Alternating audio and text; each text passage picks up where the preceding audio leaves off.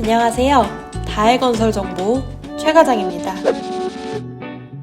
우리는 미래를 향해 꿈을 꾸지만 종종 꿈을 이루는 과정은 생략하고 미래에 이루어진 모습에 현재 내 자신의 모습을 비교하며 지금의 자신을 질책하고 절망하기도 합니다. 하지만 과정이 있기에 결과가 있고 목표를 향해 나아가는 과정 또한 소중하겠죠.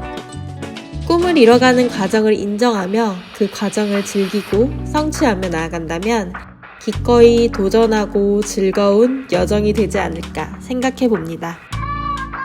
이번 시간에는 집안 조성 포장공사업 면허 취득과 관련하여 조건 및 진행 과정 등에 대해 알아보겠습니다.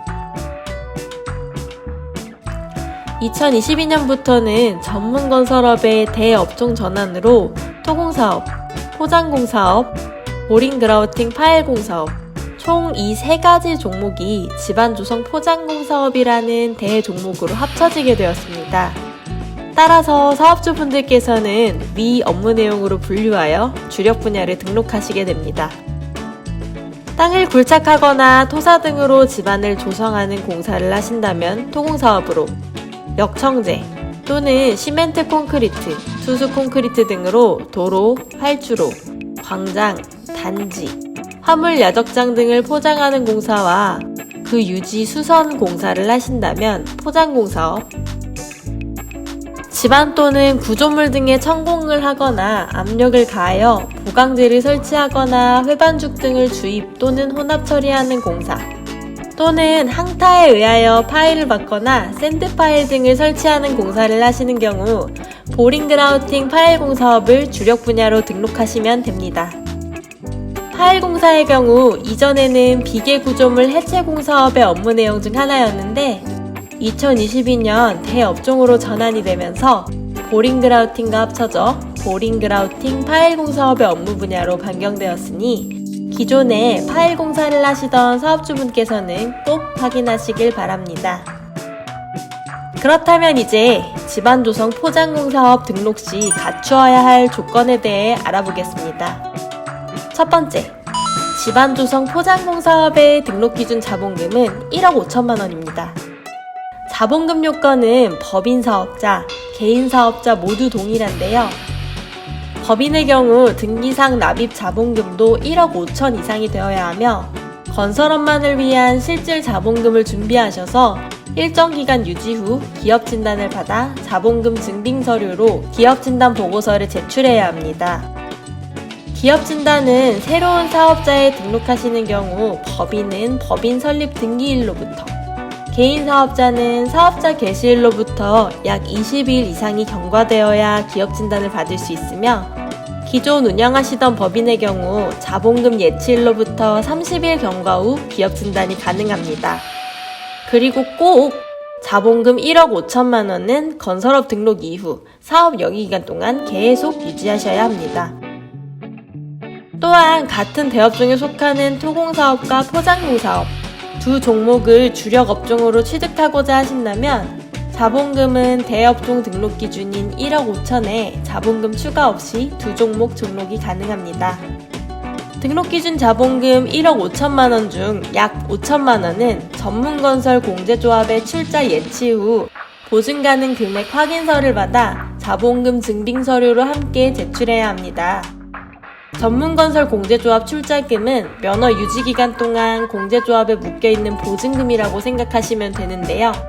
면허 취득 후 2년이 지나면 출자된 금액의 약 60% 정도 융자가 가능합니다. 건설업 면허 취득 후 공제조합의 청약 및 약정 업무를 진행하시면 신용평가 업무, 보증 업무, 융자 업무, 공제 업무 등 공제조합의 주요 업무를 이용하실 수 있습니다. 두 번째는 기술 인력입니다. 집안조성 포장공사업의 기술 인력은 토공사업, 보링그라우팅 공사업의 경우 2인, 포장공사업의 경우 3인이 필요합니다. 기술 인력은 상시 근무가 가능하신 분으로 각 주력 분야에 적합한 자격을 갖추고 있는지 확인하셔서 준비해 주시고 이중근로나 타 사업자의 대표자 및 임원인 경우 기술 인력으로 등록이 불가하며 4대 보험에도 필히 가입하셔야 합니다. 업종별 해당하는 기술 인력 조건은 화면에 나오는 표를 참고하여 보시면 되겠습니다.